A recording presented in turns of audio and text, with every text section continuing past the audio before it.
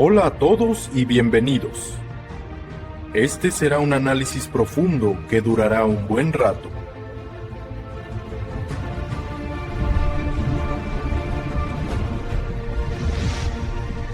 Hola a todos y bienvenidos a un nuevo video.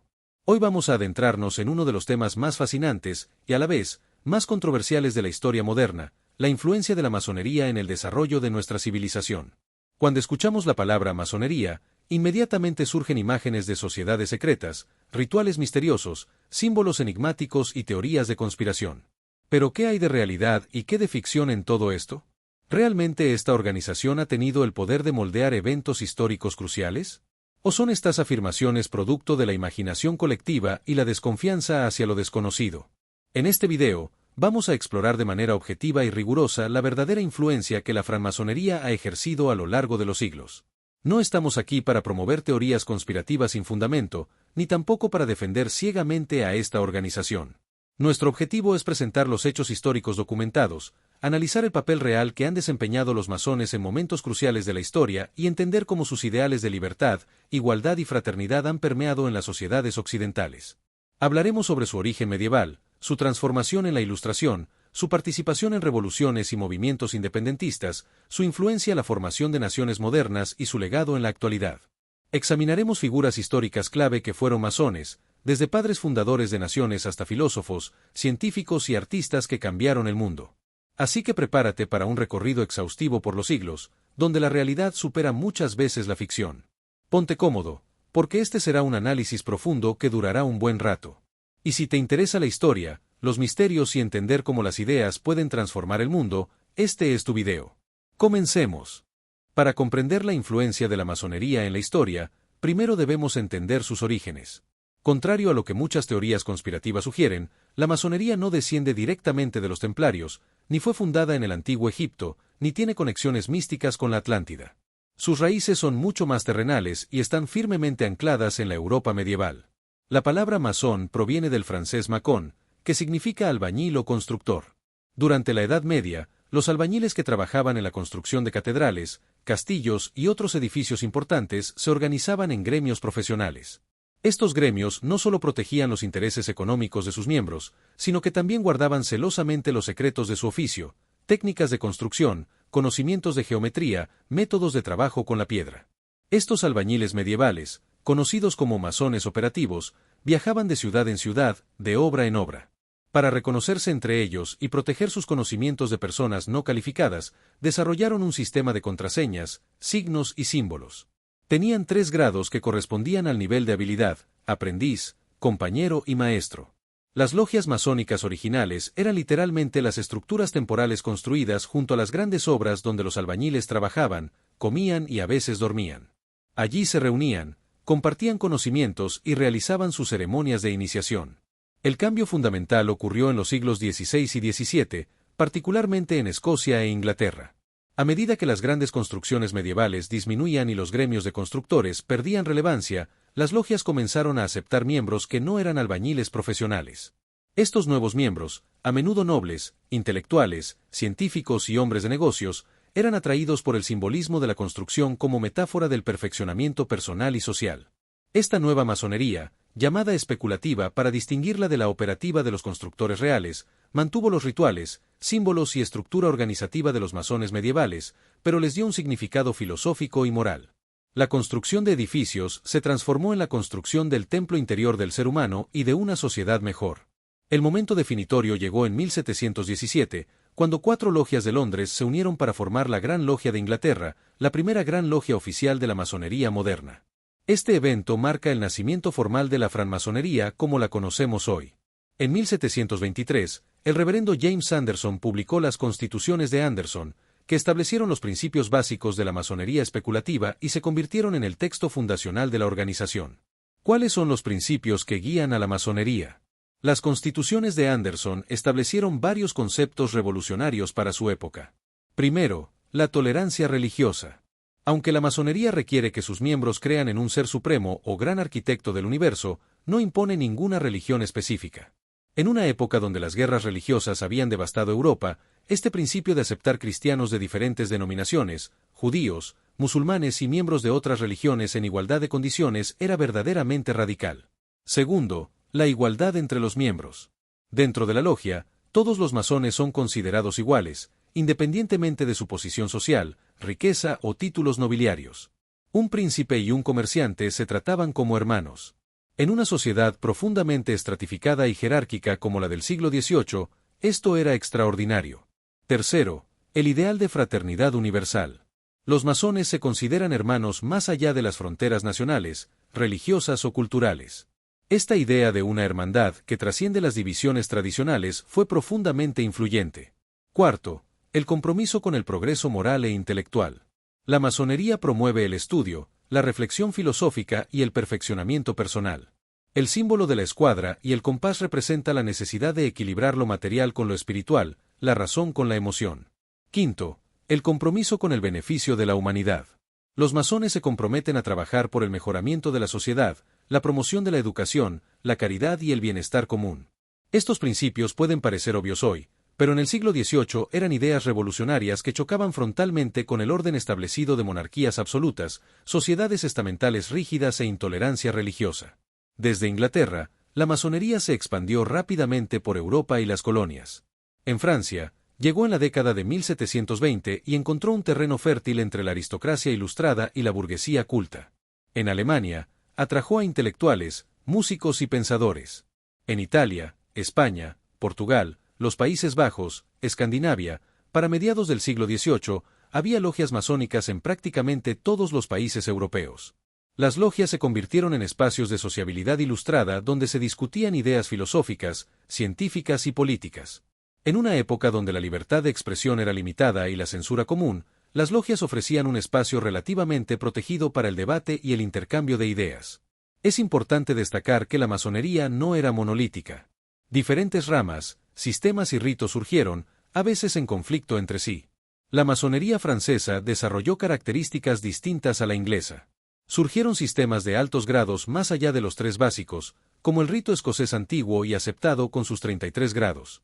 Algunas ramas adoptaron posiciones más políticas y radicales, mientras otras permanecieron más tradicionales y conservadoras.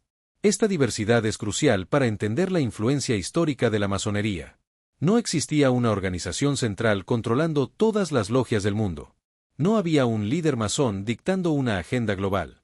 Cada logia tenía considerable autonomía, y los masones, aunque compartían principios generales, tenían ideas políticas muy diversas. El siglo XVIII fue el siglo de las luces, la época de la Ilustración, ese movimiento intelectual que promovía la razón, la ciencia, el progreso y la crítica a las autoridades tradicionales. Y la masonería fue uno de sus vehículos principales. La coincidencia temporal no fue accidental.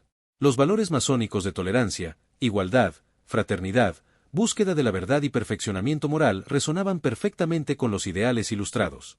Las logias se convirtieron en centros de difusión del pensamiento ilustrado, lugares donde se leían y discutían las obras de Voltaire, Rousseau, Montesquieu, Locke y otros grandes pensadores de la época. Muchos de los grandes filósofos e intelectuales de la Ilustración fueron masones. Voltaire fue iniciado en la masonería en 1778, poco antes de su muerte, en una ceremonia legendaria en París. Montesquieu, el gran teórico de la separación de poderes, fue masón. Benjamin Franklin, uno de los padres fundadores de Estados Unidos y figura clave de la Ilustración americana, fue un masón activo que fundó logias en Filadelfia. En el siglo XVIII, las logias masónicas funcionaban como algo similar a los clubes intelectuales modernos o las sociedades científicas. No eran simplemente lugares de rituales misteriosos, sino espacios de intercambio cultural e intelectual. En las logias se daban conferencias sobre ciencia, filosofía, historia y arte. Se debatían las últimas ideas políticas y sociales. Se leían y discutían libros que a menudo estaban censurados o eran controvertidos. Se realizaban experimentos científicos. Se organizaban actividades culturales y benéficas. En Francia, por ejemplo, muchas logias tenían bibliotecas bien provistas con las últimas obras ilustradas. Organizaban conciertos, ya que muchos músicos destacados eran masones. Wolfgang Amadeus Mozart, uno de los más grandes compositores de la historia, fue un masón devoto, y su ópera La flauta mágica está llena de simbolismo masónico. Las logias también cumplían una función de networking social y profesional. En una época donde las conexiones personales eran cruciales para el éxito de los negocios y la política, las logias ofrecían una red internacional de contactos basada en principios de confianza mutua y ayuda fraternal. Uno de los aspectos más significativos de la masonería en el siglo XVIII fue que funcionó como un laboratorio de ideas y prácticas democráticas y republicanas. Recordemos que en el siglo XVIII, prácticamente toda Europa estaba gobernada por monarquías absolutas o aristocracias hereditarias. La idea de que el pueblo podía gobernarse a sí mismo, elegir a sus líderes y participar en las decisiones colectivas era radical y, en muchos lugares, peligrosa. Las logias masónicas, sin embargo, funcionaban según principios protodemocráticos. Los oficiales de la logia, incluido el venerable maestro que la presidía, eran elegidos por votación de los miembros. Las decisiones importantes se tomaban por consenso o mayoría. Había debates abiertos sobre diversos temas. Se practicaba la libertad de expresión dentro de ciertos límites.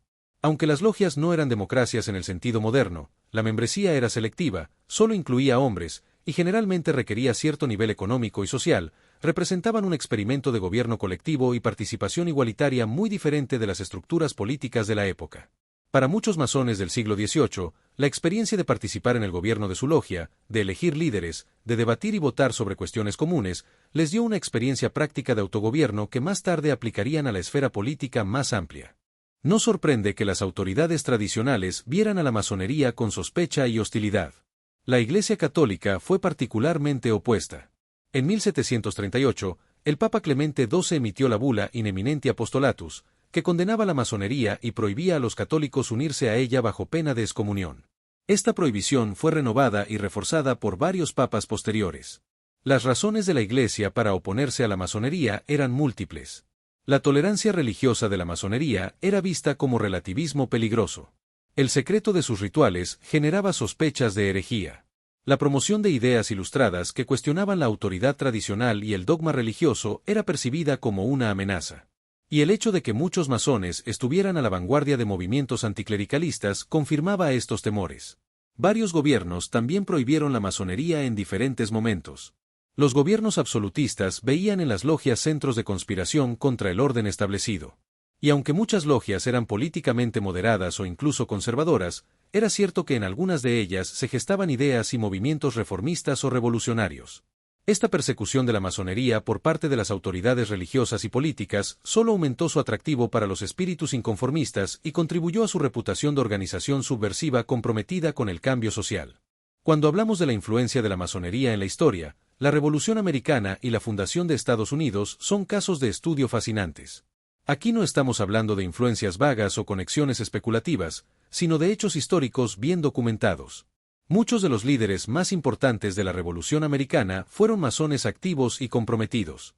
George Washington, el primer presidente de Estados Unidos y comandante en jefe del Ejército Continental durante la Guerra de Independencia, fue iniciado la masonería en 1752 en Fredericksburg, Virginia. Participó activamente en su logia durante toda su vida y fue considerado un masón ejemplar. Benjamin Franklin, científico, diplomático, escritor y una de las mentes más brillantes de su generación, no solo fue masón sino que fundó la primera logia masónica en Filadelfia en 1731 y sirvió como gran maestro de la Gran Logia de Pensilvania. Franklin utilizó sus conexiones masónicas en Francia, donde también era masón, para ganar apoyo para la causa americana. Otros padres fundadores masones incluyen a John Hancock, famoso por su gran firma en la Declaración de Independencia, Paul Revere, el legendario jinete que alertó sobre la llegada de las tropas británicas, John Paul Jones, héroe naval de la Revolución, y muchos otros. De los 56 firmantes de la Declaración de Independencia, se estima que al menos 9 eran masones confirmados, y posiblemente más. Lo verdaderamente significativo no es simplemente que muchos líderes revolucionarios fueran masones, sino que los principios masónicos influyeron profundamente en el diseño de la nueva nación. La Declaración de Independencia de 1776, principalmente redactada por Thomas Jefferson, cuya membresía masónica es debatida pero probable, proclama verdades que los masones consideraban fundamentales, que todos los hombres son creados iguales, que tienen derechos inalienables otorgados por su creador, que los gobiernos derivan su poder del consentimiento de los gobernados. Estos no eran conceptos completamente originales de Jefferson, sino ideas que circulaban ampliamente en círculos ilustrados y masónicos. La noción de derechos naturales, la idea de un creador no sectario, el gran arquitecto del universo masónico, el concepto de igualdad fundamental entre los seres humanos, todos estos tenían ecos en el pensamiento masónico. La Constitución de Estados Unidos, redactada en 1787, incorporó varios principios que resonaban con los valores masónicos. La separación de poderes y el sistema de controles y contrapesos reflejaban la desconfianza ilustrada y masónica hacia el poder concentrado. La primera enmienda, que garantiza la libertad de religión, expresión, prensa y reunión, está perfectamente alineada con los valores masónicos de tolerancia y libertad de pensamiento. La ausencia de pruebas religiosas para ocupar cargos públicos, establecida en el artículo B de la Constitución, fue revolucionaria para su época y consistente con la tolerancia religiosa masónica. Mientras que en la mayoría de países europeos había religiones oficiales y solo los miembros de esas religiones podían ocupar ciertos cargos, Estados Unidos estableció un sistema donde la fe religiosa de una persona era irrelevante para su participación en el gobierno. Muchas personas señalan la presencia de símbolos masónicos en la iconografía estadounidense como evidencia de influencia masónica. El ejemplo más citado es el reverso del Gran Sello de Estados Unidos, que aparece en el billete de $1. La pirámide inacabada con el ojo que todo lo ve en su cúspide es interpretada por muchos como un símbolo masónico. Es cierto que el ojo que todo lo ve es un símbolo usado en la masonería, representando la vigilancia divina. Sin embargo, este símbolo no es exclusivo de la masonería, también se encuentra en la iconografía cristiana y fue un símbolo común de providencia divina en el siglo XVIII. Lo que es históricamente documentado es que el diseño del Gran Sello fue un proceso largo y complicado que involucró a varios comités y artistas entre 1776 y 1782. No hay evidencia de que fuera diseñado específicamente por o para la masonería. De hecho, algunos de los principales diseñadores no eran masones. Sin embargo, es innegable que el lenguaje simbólico de la época, que incluía elementos compartidos con la masonería, influyó en el diseño. Los conceptos de construcción, progreso ascendente y vigilancia divina eran parte del vocabulario visual de la Ilustración, dentro y fuera de la masonería. Más allá del simbolismo y los principios filosóficos, la masonería tuvo un impacto práctico importante en la Revolución Americana. Las logias proporcionaron una red de confianza y comunicación que fue útil para organizar la resistencia contra el gobierno británico. Cuando las tensiones con Gran Bretaña aumentaron en las décadas de 1760 y 1770, muchos masones americanos se encontraban en posiciones clave como comerciantes, abogados, editores de periódicos y líderes comunitarios. La red masónica facilitó la comunicación entre las colonias y ayudó a coordinar esfuerzos de resistencia como los boicots a productos británicos. Durante la guerra misma, las conexiones masónicas a veces proporcionaron una base de civilidad incluso entre enemigos. Hay relatos, algunos posiblemente apócrifos pero otros bien documentados, de oficiales masones de ambos bandos tratándose con cortesía especial debido a su hermandad masónica, incluso en medio del conflicto. George Washington organizó logias militares entre sus tropas, proporcionando un espacio de cohesión moral y social para los soldados. Estas logias militares ayudaron a mantener la moral y la disciplina durante los duros años de guerra. Es importante también reconocer los límites de la influencia masónica en la Revolución Americana.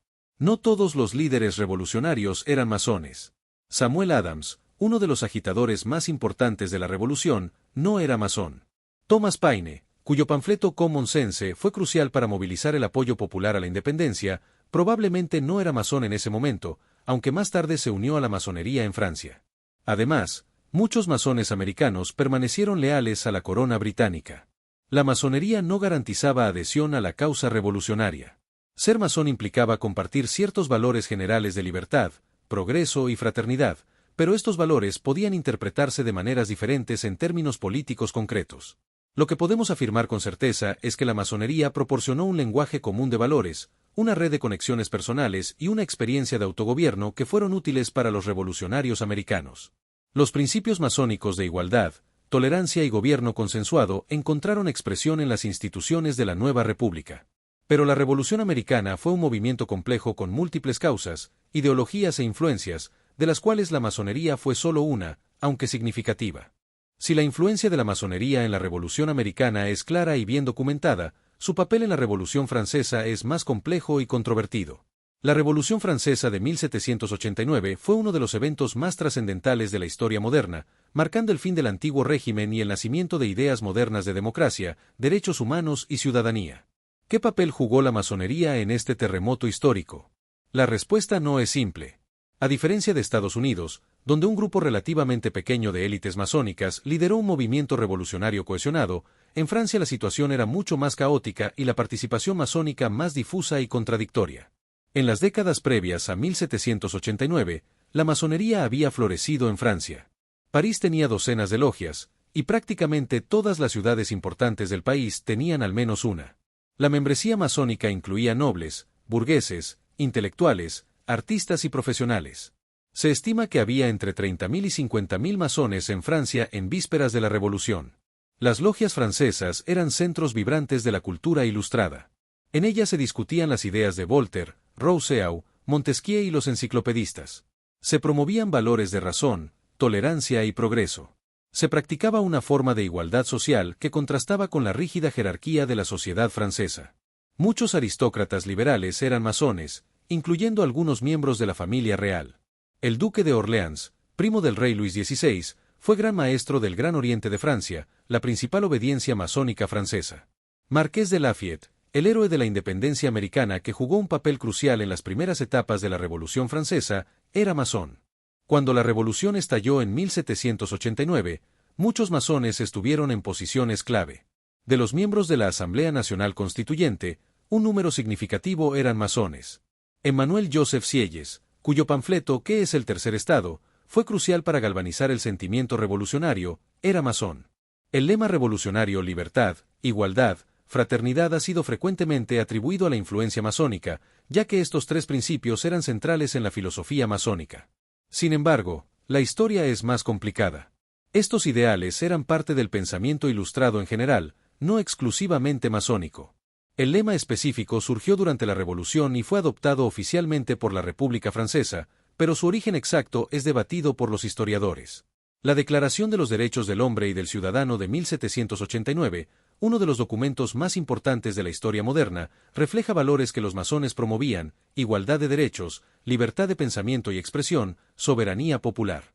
Lafayette, quien jugó un papel importante en su redacción, era masón. Pero nuevamente, estos eran ideales ilustrados ampliamente compartidos, no específicamente masónicos. Aquí es donde la narrativa se complica. A pesar de que muchos revolucionarios eran masones, también muchos masones se opusieron a la revolución, especialmente cuando ésta se radicalizó durante el terror de 1793 a 1794. El Gran Oriente de Francia, la principal organización masónica, estaba dominado por aristócratas liberales que apoyaban reformas moderadas pero no una revolución radical. Cuando la revolución tomó un giro más violento, muchos masones aristocráticos y burgueses se horrorizaron y se distanciaron o se opusieron activamente. Durante el terror, dirigido por Maximilien Robespierre y el Comité de Salvación Pública, miles de personas fueron ejecutadas en la guillotina, incluyendo muchos masones. Robespierre mismo no era masón, y su dictadura jacobina fue hostil a las organizaciones intermedias como la masonería. Muchas logias fueron cerradas o suspendieron sus actividades. El duque de Orleans, gran maestro masón, fue guillotinado en 1793 a pesar de su apoyo inicial a la revolución. Muchos otros masones prominentes sufrieron el mismo destino. La masonería, lejos de controlar la revolución, fue tanto víctima como participante de ella. Historiadores han debatido durante más de 2 siglos el papel real de la masonería en la Revolución Francesa. Algunos argumentan que las logias masónicas fueron laboratorios donde se gestaron las ideas revolucionarias y redes donde se organizaron las primeras acciones revolucionarias.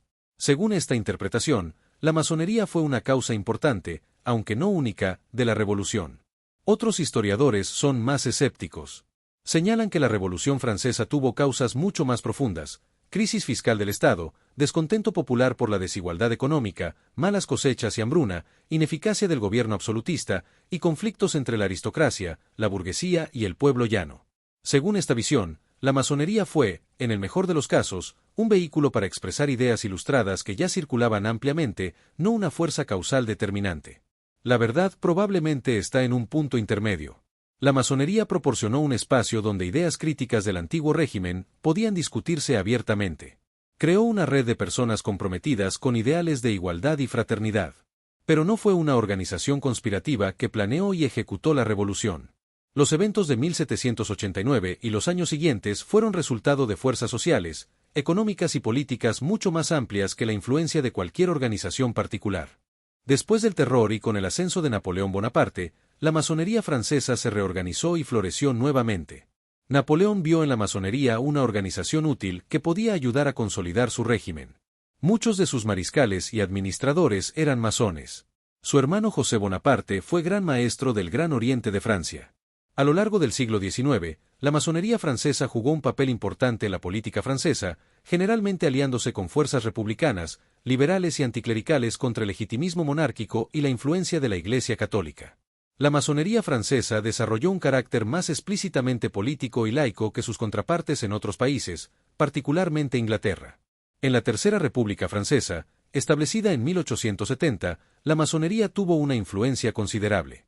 Muchos políticos republicanos eran masones, y las logias fueron importantes en la implementación de políticas laicas, incluyendo la separación de Iglesia y Estado en 1905 y la promoción de un sistema educativo público y secular. La influencia de la masonería en América Latina es otro capítulo fascinante de esta historia. A finales del siglo XVIII y principios del XIX, las colonias españolas y portuguesas en América comenzaron a cuestionar su relación con las metrópolis europeas.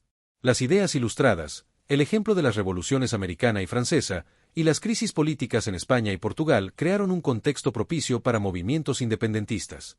La masonería jugó un papel significativo en estos movimientos, aunque nuevamente su influencia debe entenderse en su contexto más amplio sin caer en exageraciones conspirativas.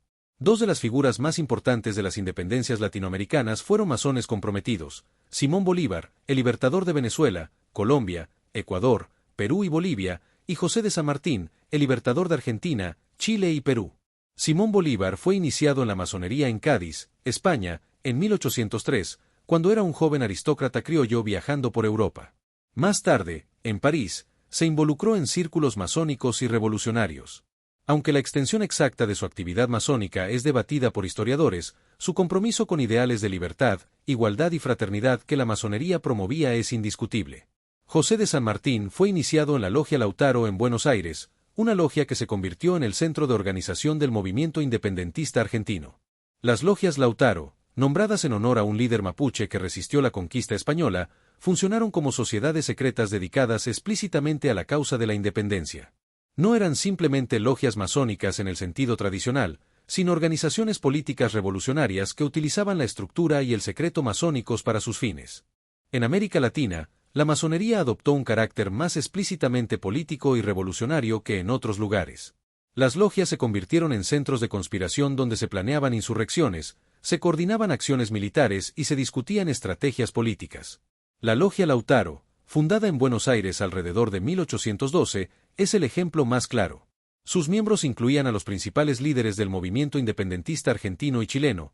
Además de San Martín, figuraban Bernardo O'Higgins, el futuro líder de Chile independiente, y muchos otros. La logia funcionaba en secreto, sus miembros se conocían solo por números, y sus deliberaciones eran confidenciales.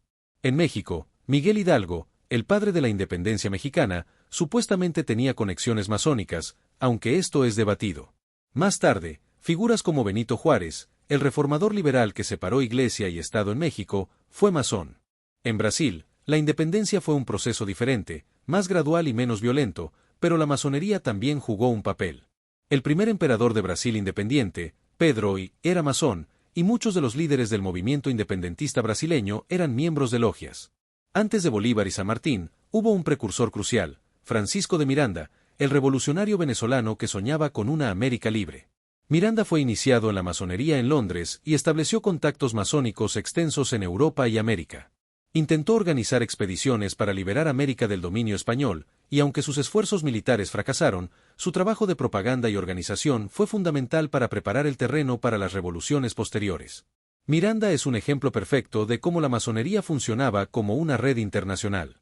Sus conexiones masónicas le permitieron acceder a personas influyentes en Inglaterra, Francia y Estados Unidos, obtener apoyo, aunque limitado, para sus planes revolucionarios y difundir ideas independentistas. Cuando las nuevas naciones latinoamericanas obtuvieron su independencia, los ideales masónicos influyeron en sus constituciones y organizaciones políticas. Los principios de soberanía popular, separación de poderes, derechos individuales y libertad religiosa que se incorporaron en muchas constituciones latinoamericanas del siglo XIX reflejaban valores que los masones promovían. Sin embargo, debemos ser cautelosos con las generalizaciones. La realidad política de América Latina en el siglo XIX fue compleja y a menudo caótica. Muchas de las nuevas repúblicas experimentaron décadas de inestabilidad, dictaduras, guerras civiles y conflictos entre liberales y conservadores. La masonería a menudo se alineó con facciones liberales que promovían reformas progresistas, educación pública, separación de Iglesia y Estado y modernización económica. Pero estas facciones frecuentemente enfrentaban resistencia de fuerzas conservadoras, a menudo aliadas con la Iglesia católica y élites terratenientes tradicionales. En América Latina, como en Europa, la Iglesia católica fue intensamente hostil a la masonería. Las condenas papales de la masonería eran tomadas muy en serio en estas sociedades profundamente católicas. Los masones eran vistos como enemigos de la fe y agentes del secularismo ateo. Esta tensión entre masonería e Iglesia fue un factor importante en los conflictos políticos del siglo XIX latinoamericano. Muchos de los conflictos entre liberales y conservadores tenían una dimensión de enfrentamiento entre masones y clericales. Las llamadas guerras culturales sobre la educación, el matrimonio civil, los cementerios laicos y la separación de Iglesia y Estado a menudo enfrentaban a masones liberales contra católicos conservadores. ¿Cuál fue la verdadera influencia de la masonería en las independencias latinoamericanas? Claramente fue significativa. Proporcionó una red organizativa crucial para los conspiradores independentistas. Ofreció un marco ideológico de libertad, igualdad y progreso que legitimaba la ruptura con las metrópolis coloniales. Conectó a los revolucionarios latinoamericanos con movimientos liberales internacionales. Sin embargo, nuevamente debemos evitar el determinismo. Las independencias latinoamericanas tuvieron causas profundas: el resentimiento criollo contra el monopolio peninsular del poder, las crisis dinásticas en España y Portugal, las aspiraciones de autonomía económica, las divisiones sociales y raciales, y muchos otros factores. La masonería fue un vehículo importante para canalizar estas fuerzas, pero no fue la causa única o ni siquiera primaria. Lo que es indiscutible es que sin entender el papel de la masonería, nuestra comprensión de las independencias latinoamericanas sería incompleta. Los libertadores masones, las logias como centros de conspiración, los ideales masónicos en las nuevas constituciones, todo esto es parte integral de la historia de cómo América Latina se liberó del colonialismo europeo. El siglo XIX fue una época de transformaciones profundas en Europa. Las revoluciones de 1830 y 1848, la unificación de Italia y Alemania, el crecimiento del liberalismo y el nacionalismo, la industrialización y sus consecuencias sociales, todo esto configuró un continente en constante cambio. La masonería fue parte activa de muchos de estos procesos. La unificación italiana, conocida como el Risorgimento, es uno de los casos más claros de influencia masónica en un proceso histórico mayor. Italia en el siglo XIX estaba fragmentada en múltiples estados, muchos bajo dominio extranjero austriaco, y los estados pontificios bajo control papal. El movimiento para unificar Italia en una nación moderna fue liderado significativamente por masones. Giuseppe Garibaldi, el legendario guerrillero que lideró la conquista del Reino de las Dos Sicilias y fue crucial para la unificación italiana, fue masón. De hecho, fue gran maestro del Gran Oriente de Italia. Garibaldi era un masón apasionado que veía en la masonería una fuerza para el progreso, la libertad y la unidad nacional. Giuseppe Mazzini, el pensador y activista revolucionario cuyas ideas fueron fundamentales para el nacionalismo italiano, tenía complejas relaciones con la masonería. Aunque él mismo fundó organizaciones similares a la masonería como la Joven Italia, su relación con la masonería formal fue ambivalente. Sin embargo, muchos de sus seguidores eran masones. Camillo Benso, conde de Cavour, el astuto político que como primer ministro del Reino de Piamonte-Cerdeña orquestó la unificación italiana, probablemente era masón, aunque esto es debatido por historiadores. La unificación de Italia en 1861 bajo el rey Víctor Manuel II fue vista por la masonería como un triunfo de sus principios. La nueva Italia adoptó políticas liberales que incluían la limitación del poder de la Iglesia, la educación pública y la modernización del Estado, todas políticas promovidas por masones. La tensión con el papado fue intensa. El Papa Pío IX, quien había perdido los estados pontificios, se consideraba prisionero en el Vaticano y veía la unificación italiana como obra de masones anticlericales. La masonería italiana adoptó un anticlericalismo militante que caracterizaría sus relaciones con la Iglesia durante décadas. En Alemania, la masonería tenía una larga tradición que se remontaba al siglo XVIII.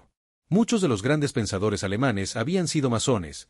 Johann Wolfgang von Goethe, el gigante de la literatura alemana, fue masón. Wolfgang Amadeus Mozart, aunque austriaco, había sido masón en Viena. Los filósofos Johann Gottlieb Fichte y Johann Gottfried Herder tenían conexiones masónicas. La masonería alemana del siglo XIX tenía características particulares. Era generalmente más conservadora y menos política que sus contrapartes en Francia o Italia. Las logias alemanas a menudo requerían que sus miembros fueran cristianos, a diferencia de la masonería francesa que era más laica. Había múltiples grandes logias con diferentes orientaciones, algunas más tradicionales y otras más progresistas. Durante el proceso de unificación alemana bajo Otto von Bismarck en la segunda mitad del siglo XIX, la masonería jugó un papel menos prominente que en Italia. Bismarck mismo no era masón y veía con sospecha las organizaciones internacionales. Sin embargo, muchos intelectuales y profesionales que apoyaban la unificación eran masones. El emperador Federico III, quien reinó brevemente en 1888, era masón y liberal. Su temprana muerte privó a Alemania de un posible liderazgo más liberal y abierto, llevando al reinado de su hijo Guillermo II, quien tenía una visión más autoritaria y militarista del poder. En Francia, durante la Tercera República, 1870 a 1940, la masonería alcanzó quizás su máxima influencia política en cualquier país europeo. El Gran Oriente de Francia se convirtió en una fuerza política significativa, estrechamente aliada con el Partido Radical y otras fuerzas republicanas y laicas. Muchos políticos, ministros y diputados eran masones. Las logias eran lugares donde se discutían políticas, se formaban alianzas y se tomaban decisiones. La masonería francesa fue instrumental en la implementación de políticas laicas, incluyendo la ley de 1905 que separó formalmente Iglesia y Estado en Francia. El llamado Affaire des Fiches de 1904 reveló que el Gran Oriente estaba recopilando información sobre las creencias religiosas de oficiales del ejército para influir en promociones, favoreciendo a masones y republicanos sobre católicos y monárquicos. Este escándalo dañó la reputación de la masonería, pero también ilustra su influencia en el Estado francés de la época. La masonería francesa del siglo XIX y principios del XX también fue importante en la promoción de la educación pública y laica, la igualdad de derechos y reformas sociales. Muchos maestros, intelectuales y reformadores sociales eran masones. En contraste con Francia, la masonería inglesa mantuvo un carácter más conservador y asociado con el establishment. Miembros de la familia real británica han sido masones durante generaciones. Eduardo VII, Jorge IV, Eduardo VIII y muchos otros realeza británica fueron masones, a menudo ocupando posiciones de gran maestro. La masonería inglesa era vista como una organización respetable que reunía a caballeros de diferentes clases sociales en un espíritu de fraternidad y caridad. No tenía el carácter político radical de la masonería francesa o italiana. De hecho, las logias inglesas prohibían explícitamente las discusiones políticas o religiosas en sus reuniones. Esta diferencia entre la masonería inglesa y continental sería fuente de tensiones. El Gran Oriente de Francia en 1877 eliminó el requisito de que los masones creyeran en Dios y el alma inmortal, permitiendo ateos en sus filas. Este movimiento fue condenado por la Gran Logia Unida de Inglaterra, que rompió relaciones con el Gran Oriente. Esta división entre la masonería regular anglosajona y la masonería liberal o adogmática francesa persiste hasta hoy. A lo largo del siglo XIX, muchos masones estuvieron involucrados en movimientos progresistas, abolición de la esclavitud, derechos de trabajadores, educación universal, reforma penitenciaria, derechos de las mujeres, aunque paradójicamente la masonería misma no admitía mujeres en la mayoría de jurisdicciones. En Estados Unidos, muchos abolicionistas eran masones, aunque también muchos dueños de esclavos sureños eran masones, ilustrando nuevamente la diversidad política dentro de la masonería. La relación de la masonería con el movimiento obrero fue compleja. Mientras que la masonería promovía ideales de fraternidad y mejora social, era generalmente una organización de clase media y alta. Los trabajadores desarrollaron sus propias organizaciones como sindicatos y partidos socialistas. Algunos masones apoyaban causas laborales, pero la masonería como institución generalmente no se identificaba con el socialismo o el comunismo, que de hecho a menudo eran hostiles a la masonería por verla como burguesa. El siglo XX trajo algunos de los periodos más oscuros para la masonería. Los regímenes totalitarios de izquierda y derecha vieron en la masonería un enemigo a destruir. Adolf Hitler y el nazismo tenían una hostilidad visceral hacia la masonería. En Mein Kampf, Hitler atacó a los masones como parte de una supuesta conspiración judeo-masónica para dominar el mundo. Esta teoría conspirativa absurda combinaba antisemitismo con antimasonería, viendo a ambos como fuerzas malignas trabajando juntas. Cuando los nazis llegaron al poder en 1933, una de sus primeras acciones fue suprimir la masonería. Las logias fueron cerradas, sus propiedades confiscadas, sus archivos y bibliotecas destruidos o confiscados para propaganda antimasónica. Muchos masones prominentes fueron arrestados, enviados a campos de concentración o ejecutados. Los prisioneros masones en los campos de concentración nazis llevaban un triángulo invertido rojo con una V en el medio. La propaganda nazi produjo numerosos materiales antimasónicos, incluyendo exposiciones como Francmasonería Mundial, una conspiración mundial que viajó por Alemania y territorios ocupados. Estas exposiciones mostraban objetos masónicos robados y presentaban la masonería como una amenaza siniestra para la nación alemana. En Italia, Benito Mussolini y el fascismo también persiguieron a la masonería. En 1925, el régimen fascista prohibió la masonería. Muchos masones fueron forzados a renunciar a su membresía, otros fueron perseguidos. La masonería italiana, que había sido tan influyente en la unificación del país, fue silenciada por décadas. La España de Francisco Franco también prohibió la masonería en 1940. Franco veía a los masones como enemigos de la Iglesia y del orden tradicional español. La propaganda franquista, al igual que la nazi, promovía teorías conspirativas sobre conspiraciones judeo-masónicas. Aunque Karl Marx no escribió extensamente sobre la masonería, el marxismo-leninismo consideraba a la masonería como una organización burguesa reaccionaria. La Unión Soviética prohibió la masonería poco después de la Revolución de 1917. Las logias fueron cerradas, los masones perseguidos, especialmente durante las purgas estalinistas de los años 1930. Otros regímenes comunistas siguieron el mismo patrón. En Europa del Este bajo control soviético después de la Segunda Guerra Mundial, la masonería fue prohibida. En China, el régimen comunista que llegó al poder en 1949 también suprimió la masonería. Es irónico que regímenes de extrema derecha y extrema izquierda, opuestos en casi todo lo demás, coincidieran en su hostilidad hacia la masonería. Esto sugiere que lo que ambos extremos odiaban era precisamente los valores liberales y pluralistas que la masonería representaba: tolerancia, libertad de pensamiento, individualismo y el rechazo tanto del colectivismo totalitario como del absolutismo autoritario.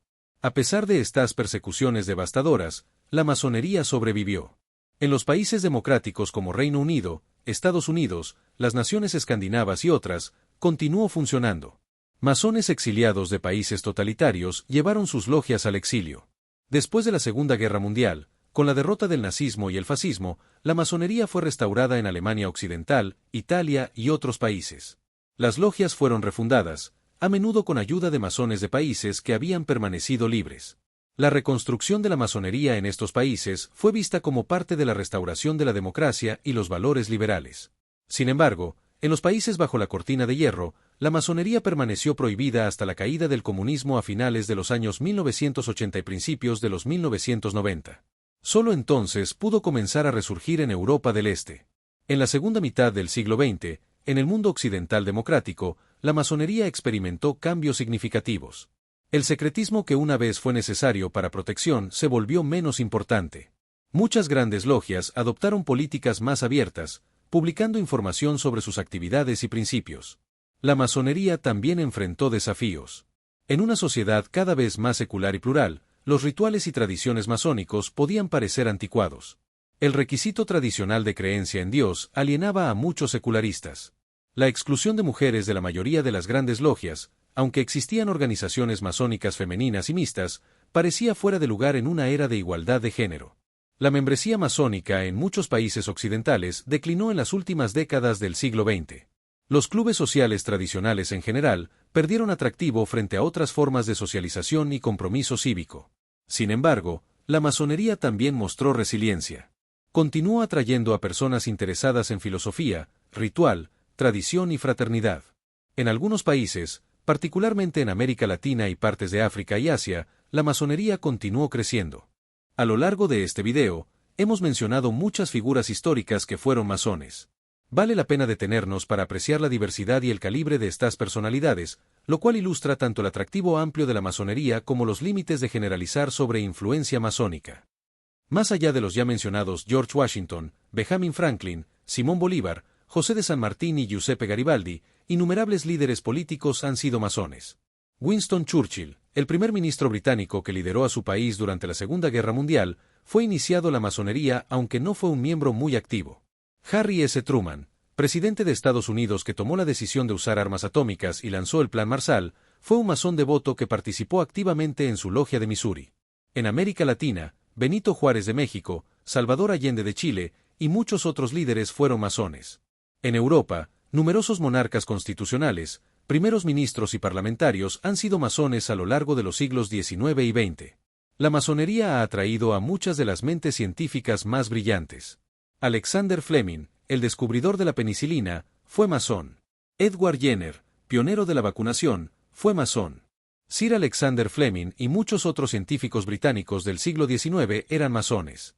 En Estados Unidos, inventores como Henry Ford, aunque su membresía es debatida, Charles Lindbergh y Edwin Buzz Aldrin, el astronauta que caminó en la Luna, fueron masones. Aldrin incluso llevó una bandera masónica a la Luna. El mundo del arte y la cultura está lleno de masones.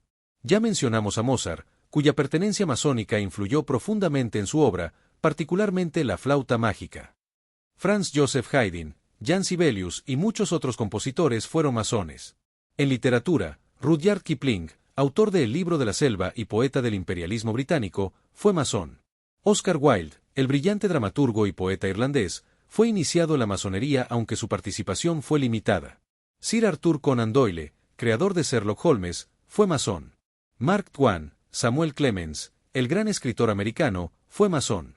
Su obra a veces refleja escepticismo sobre instituciones, pero valoraba la fraternidad masónica.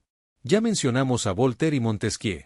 Otros pensadores masones incluyen a Denis Diderot y Jean Le Rond d'Alembert, editores de la Enciclopedia, esa monumental obra de la Ilustración francesa. Johann Gottlieb Fichte, el filósofo alemán, fue masón. En el siglo XX, pensadores como el filósofo italiano Giovanni Gentile, el psicólogo Carl Jung, aunque su membresía es debatida, y muchos otros intelectuales fueron masones o tuvieron conexiones masónicas. La diversidad de personalidades masónicas es reveladora. Incluye conservadores y revolucionarios, monárquicos y republicanos, capitalistas y socialistas moderados, religiosos devotos y deístas abstractos. Hay científicos empíricos y artistas románticos, pragmáticos políticos y filósofos idealistas. Esta diversidad sugiere varias cosas. Primero, que la masonería no imponía una ideología política específica. Los principios generales de libertad, igualdad, fraternidad, tolerancia y búsqueda de la verdad podían ser interpretados de maneras muy diferentes por diferentes personas. Segundo, que la masonería atraía a personas de logros significativos y educación superior. Esto no es sorprendente dado que la membresía requería cierto nivel económico y social, y los valores masónicos resonaban con personas educadas y de mente abierta. Tercero, que el hecho de ser masón no predice necesariamente las acciones o posiciones específicas de una persona. George Washington y Simón Bolívar eran masones, pero lideraron revoluciones muy diferentes en contextos muy diferentes. Churchill y Allende eran masones, pero representaban ideologías políticas casi opuestas. Lo que estos masones compartían era un compromiso general con ciertos valores, una experiencia de fraternidad ritual, y una red de conexiones que podía ser útil pero no determinante. No podemos discutir la influencia histórica de la masonería sin abordar las innumerables teorías conspirativas y leyendas que la rodean. La masonería ha sido objeto de especulaciones fantásticas, acusaciones absurdas y mitos persistentes. Veamos algunos de los más comunes. Una de las teorías conspirativas más persistentes es que la masonería controla secretamente el mundo. Según esta narrativa, masones en posiciones clave de poder coordinan sus acciones para implementar una agenda global masónica. Esta agenda supuestamente incluye establecer un nuevo orden mundial, erosionar la soberanía nacional, destruir la religión tradicional y concentrar poder en manos de una élite masónica. Esta teoría no tiene base en la realidad. Como hemos visto, la masonería es una organización descentralizada con múltiples grandes logias independientes que a menudo no se reconocen mutuamente. No existe una jerarquía masónica global. No hay un líder masón emitiendo órdenes a masones alrededor del mundo. Además, los masones tienen opiniones políticas diversas y a menudo están en desacuerdo entre sí. La idea de que coordinan sus acciones para implementar una agenda unificada es absurda. Los masones pelean elecciones unos contra otros, representan partidos opuestos, y tienen visiones diferentes sobre prácticamente todos los temas políticos importantes. Una de las teorías conspirativas más venenosas es la de la conspiración judeo-masónica. Promulgada intensamente por los nazis pero con raíces más antiguas, esta teoría sostiene que judíos y masones trabajan juntos en una conspiración para dominar el mundo. Esta teoría es antisemita, antimasona y completamente falsa. Surgió en el siglo XIX y fue popularizada por textos fraudulentos como los Protocolos de los Sabios de Sion, una falsificación creada por la policía secreta rusa que pretendía documentar una conspiración judía mundial.